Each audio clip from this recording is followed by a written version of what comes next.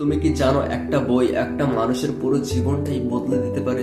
আমি যখন নিজে একটা ভালো বই পড়েছিলাম তখন আমি বুঝেছিলাম বই শুধু গল্প না, এটা হচ্ছে একজন সফল মানুষদের, সফল লিডারদের অভিজ্ঞতা, তার চিন্তা, তার জ্ঞান, যেটা তুমি 7 দিনে পড়ে নিতে পারছো সেই জিনিসটাই তাকে 7 বছর লেগেছে শিখতে।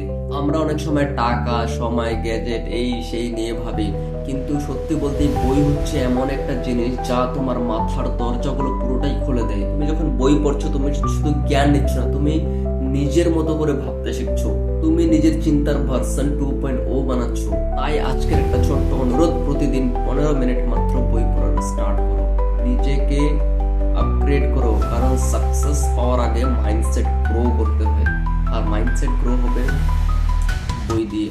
কারণ দেখুন, আজকে আমরা বডিতে তো খাওয়া সবাই দিই, আর মাথার খাওয়া কে দিবে? মাথার খাওয়াই হচ্ছে বই। বই পড়ো, নিজেকে তৈরি করো, কারণ তুমি বড় কিছু করার জন্য জন্মেছো।